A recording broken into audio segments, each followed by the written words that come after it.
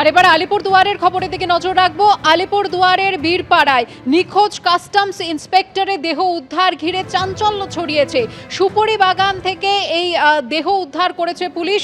গত শনিবার থেকে নিখোঁজ ছিলেন ওই সরকারি আধিকারিক নারায়ণ বর্মন। রাজা চট্টোপাধ্যায় আমাদের প্রতিনিধি এই মুহূর্তে রয়েছেন টেলিফোন লাইনে। রাজা, কিভাবে মৃত্যু হলো ওই কাস্টমস অফিসারের?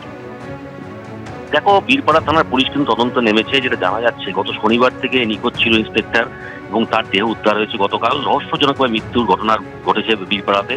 এবং যেটা জানা যাচ্ছে, শনিবার থেকে কিন্তু সন্ধ্যে থেকে সে নিখোঁজ ছিল এই custom officer inspector Narayan Barman. এবং শনিবারে অফিসও করেন তিনি। তারপর থেকে কিন্তু তার বাড়ির লোক তার কোনো সঙ্গে যোগাযোগ করতে পারেনি।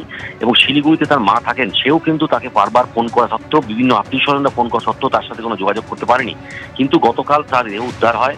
বীরপাড়া থানার পুলিশ তার বডি উদ্ধার করেছে এবং আজ সোমবার দুপুরে সেই বাড়ির কি সামনে দূরে সুপারি বাগান থেকে তার মৃতদেহ উদ্ধার হয়। তবে পুলিশ সূত্রে যেটা অনুমান করা হচ্ছে যে পাহাড়ি যে ঝর্ণার জল হরপাবানের মতো ধেয়ে এসেছিল এই এলাকায়, সেই জলেই কিন্তু তার দুর্ঘটনা ঘটেছে কিনা। কিন্তু পুলিশ যেটা জানাচ্ছে, তার শরীরে কিন্তু কোনো আঘাতের চিহ্ন পাওয়া যায়নি। সুতরাং স্বাভাবিক বুঝতেই পারছো, তার বডি কিন্তু আজকে ময়নাতদন্ত হবে এবং পুরো ঘটনার তদন্ত শুরু করেছে বীরপাড়া থানার পুলিশ।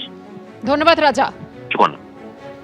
উত্তর চব্বিশ পরগনার খড়দায় আগ্নেয়াস্ত্র এবং কার্তুজ উদ্ধারের ঘটনা। রাতে তল্লাশি চালিয়ে 4টি আগ্নেয়াস্ত্র বাজেয়াপ্ত করেছে পুলিশ। একজন অভিযুক্তকে গ্রেফতারও করেছে। তবে কোথা থেকে অস্ত্র আনা হয়েছিল এবং কি কারণে মজুদ ছিল তা খতিয়ে দেখা হচ্ছে।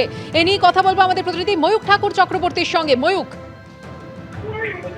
দেখো, যেটা জানা যাচ্ছে যে এটা হচ্ছে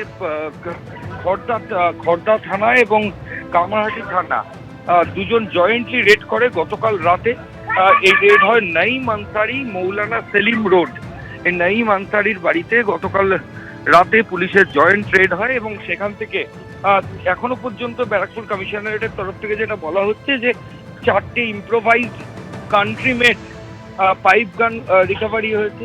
এছাড়াও 8mm লাইভ অ্যামুনিশন, অর্থাৎ লাইভ অ্যামুনিশন 8mm সেটা রিকভারি হয়েছে। এর সঙ্গে আরো বেশ কিছু অস্ত্র, সেগুলো কিন্তু এখান থেকে রিকভারি হয়েছে। 5 রাউন্ড .38 লাইভ অ্যামুনিশন পাওয়া গেছে, 3 রাউন্ড 7.62 লাইভ অ্যামুনিশন পাওয়া গেছে এবং 1 রাউন্ড .318 নাইট্রো লাইভ অ্যামুনিশন, সেটাও কিন্তু এই বাড়ি থেকে পাওয়া গেছে। এবং পাওয়া যাওয়ার পর এই নাইম আনসারি তাকে কিন্তু পুলিশ আধিকারিকরা অ্যারেস্ট করেছেন, যেটা এমনটাই পুলিশের তরফ থেকে বলা হচ্ছে। যে তবে কি কারণে এই ব্যক্তি এর বাড়িতে এত আর্মস প্রকিওর করলেন সেটা নিয়ে কিন্তু যথেষ্ট সন্দেহ রয়েছে। পুলিশ আধিকারিকরা টানা তাকে জিজ্ঞাসাবাদ করছেন। এই নাইম আনসারি যে চত্বরে থাকেন সেখানকার তার যারা পরিচিত তাদের সাথে কথা হচ্ছে।